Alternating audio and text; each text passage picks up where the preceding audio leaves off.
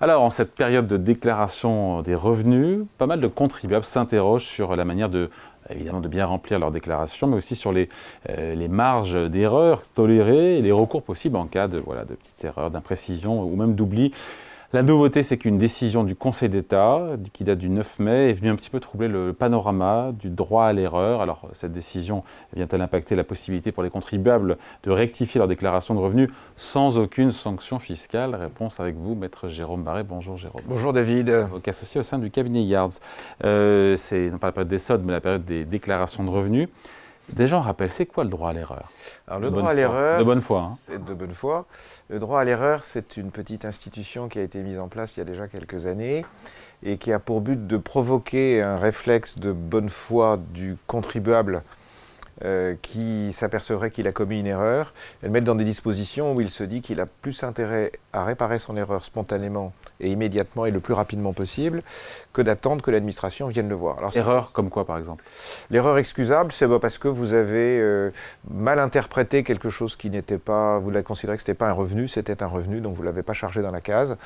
Vous vous en apercevez, vous avez oublié parce que vous avez un document qui est arrivé plus tard, ou parce que vous avez eu un état intermédiaire de vos comptes avec un chiffre intermédiaire et puis finalement il a été rectifié, ou parce que vous avez imputé une moins-value mais qui avait plus de 10 ans, alors vous ne pouvez les imputer que si elles ont 10 ans, voilà une erreur. Jusqu'à 10 ans. Jusqu'à 10 ans. Voilà une erreur, et c'est ce que j'appelle l'erreur excusable, c'est-à-dire qu'on voit bien que, alors évidemment si vous faites tous les ans la même, si c'est toujours des gros volumes, si c'est répété, et si vous pleurez en disant que je m'ai trompé, c'est pas ma faute, la même erreur. ça va pas bien marcher. Alors donc deux possibilités, soit vous rectifiez vous spontanément ce que vous avez vu, et le ministère émettait une période pendant laquelle vous pouviez réparer cette erreur, qui était l'année dernière entre le mois d'août et le 4 décembre. Donc quand c'est trop tôt, et quand c'est trop tard, c'est trop tard. Deuxième possibilité, l'administration vient vous contrôler, soit du bureau, notamment c'est ce qui arrive pour les contribuables, soit un peu plus précisément parce que, puis elle vous envoie un document, elle a quelque chose qu'elle n'a pas vu, et là vous pouvez dire droit à l'erreur. En principe, vous n'avez le droit qu'à une seule fois, et ça vous permet en particulier de ne pas avoir la pénalité et d'avoir une réduction de 50% des intérêts de retard, ce qui n'est pas négligeable. Bon, il y a un service de télécorrection quand on a fait une erreur. Il est accessible ou pas encore d'ailleurs? Alors, il n'est pas encore accessible justement parce qu'il dépend de la période d'ouverture que donne en principe le ministère. Donc pas avant août? Pas avant. Alors on ne sait pas parce que justement, ce qu'on va expliquer, c'est que l'arrêt du 9 mai est venu bousculer un peu tout ça, et donc on peut être un peu, un peu timide ou prudent sur la conduite à tenir. Donc c'est une seconde chance? C'est une seconde chance, exactement. Ouais. J'appelle le droit à l'erreur excusable, mais c'est mieux de dire que c'est une seconde chance. Qu'est-ce qui se passe si j'ai fait ma déclaration, pour le coup, sur revenu, sur papier, sous format papier? Alors, par définition, télédéclaration, télérectification signifie que vous avez un espace personnel. Si vous êtes encore à la méthode papier, vous n'avez pas d'espace personnel a priori. Et à ce moment-là, si vous avez une erreur qui est constatée avant la date de limite de dépôt, eh il faudra que vous rééditiez un document papier que vous allez envoyer. Et là, il n'y a pas de conséquence tant que vous êtes avant la date de dépôt. Si c'est après, à ce moment-là, c'est plus compliqué parce que vous rentrez dans une procédure connue qui est la déclaration contentieuse, et donc vous devez donner les éléments. C'est un tout petit peu plus lourd. Voilà. Bon, et que vient ou pas perturber cette décision du Conseil d'État du 9 mai? Alors c'est une histoire un peu particulière, c'est donc pour ça qu'on est un peu, non pas interdit, mais on est interrogatif. C'est une affaire où visiblement ce sont des gens qui se sont fait escroquer, du moins c'est ce qu'ils ont dit. Et vous savez, c'est une méthode de Ponzi. Vous mettez beaucoup d'argent, puis on vous redonne un revenu tous les mois, mais en fait on a pompé sur le revenu. Je n'ai pas dit que c'était un produit structuré, mais non, ne le dites pas. Je ne le dis pas, parce que parfois aussi. ça arrive, parce que sur les produits structurés, parfois on vous resserre un revenu qui est qui est votre capital qu'on rembourse en partie. Mais là, c'est pas institutionnel. Visiblement, ils se sont fait escroquer et ils ont déclaré spontanément leur déclaration telle qu'ils devaient le faire il y a déjà plusieurs années. Ils ont fait ça dans la période qui était considérée autorisée, et ils l'ont fait par télédéclaration. Mais dans ce cas précis, ils sont venus minorer la base taxable. Ce qu'on a évoqué tout à l'heure, c'est une erreur dans laquelle j'ai moi, en déclarant pas déclaré de façon suffisante, et je viens dire j'en dois plus, Oui. et je viens, si je puis dire, voir ma maîtresse en disant je m'ai trompé, et je voudrais qu'on rectifie. Là, ces personnes ont dit voilà, je voudrais qu'on diminue ma base taxable, et l'administration a dit mais non, mais moi ça ne rentre pas dans le droit à l'erreur, c'est une réclamation contentieuse, et je veux avoir des justifications. Et il est probable, je ne sais pas tout, mais il est probable que la question était de dire j'ai obtenu en fait un remboursement de dette, et non pas un revenu. Mais il fallait pouvoir le démontrer. Est-ce qu'au cas particulier, ils l'ont suffisamment démontré? Probablement pas, sinon l'administration l'aurait admis. Et ils se sont probablement réfugiés derrière cette procédure de télédéclaration en disant « j'ai pas de pénalité à avoir ». Je pense qu'ils s'y sont assez mal pris d'une certaine façon. J'espère qu'ils ne nous entendent pas, qu'ils n'en seront pas mécontents.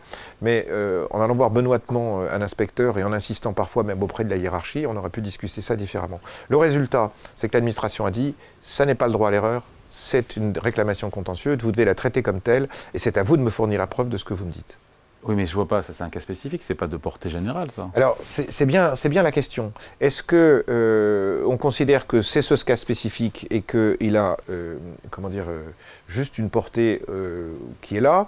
Soit on peut considérer ce que j'évoquais tout à l'heure, et sans faire le lit de l'administration ni de qui que ce soit, l'administration, elle admet que vous avez commis une erreur à la baisse, et donc vous rehaussez, elle ne vous dit rien. Et si vous venez prouver quelque chose qui, pour vous, serait à la baisse et viendrait diminuer votre base taxable, c'est à vous d'apporter la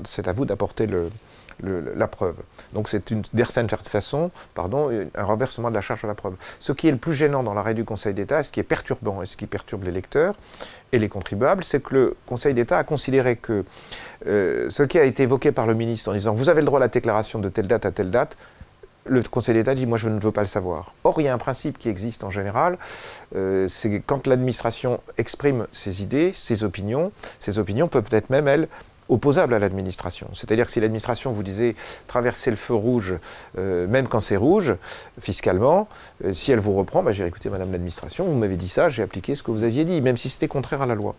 Or là, le Conseil d'État dit non, mais moi je ne veux pas le savoir. Donc aujourd'hui, on est dans une situation un peu d'attente. Est-ce qu'on affinera la loi en disant on distinguera, j'ai pas assez déclaré, droit à l'erreur, j'ai trop déclaré et je veux diminuer ma base, et à ce moment-là, explication sur un plan contentieux. Ça, on ne le sait pas encore. Donc est-ce que cette décision du Conseil d'État, pardon, je pose la question simplement, est-ce que ça remet en cause l'existence du service de télécorrection? Alors ça ne le remet pas en cause en tant que tel, c'est-à-dire qu'on pourra toujours venir parce qu'on a minoré quelque chose, pas volontairement évidemment, par oubli, par erreur, par incompréhension. Donc le reste, la télédéclaration, si je puis dire, la télécorrection, pardon, c'est pas un droit automatique et illimité, mais il existe. En revanche, quand on sera dans une position de diminuer la base taxable, là je pense que ce sera plus difficile. Bon, le conseil, ou les conseils, et on finit là-dessus, qu'on peut donner aux contribuables qui nous regardent, qui n'ont pas toutes les informations, voilà, ou les documents au moment de remplir leur déclaration de revenus. Alors là, les Gaulois sont très forts, ils ont toutes sortes d'idées. La première idée, c'est de se dire, bah, par principe, on va minorer, et comme j'ai le droit à l'erreur, le jour où je corrigerai l'administration, je corrigerai. Alors si 50%, je prends un chiffre ridicule, mais si 50% des Français font ça, l'administration va finir par dire le droit à l'erreur, j'en veux plus. Donc le sujet, il n'est pas là. La première chose, c'est que tout est un cas d'espèce, et que c'est bien, quand on aperçoit ce genre de choses, de se faire conseiller pour savoir où on est. Et dans tous les cas, l'administration n'est pas contre le dialogue.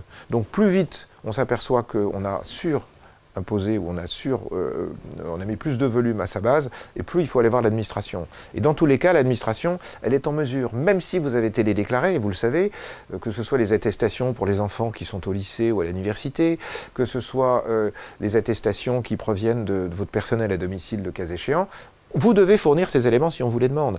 De la même manière qu'il y a des choses qui sont pré-inscrites sur votre déclaration, mais elle peut vous demander quand même de vérifier si ce que vous a donné la BOG est conforme à ce qu'on a dans la déclaration.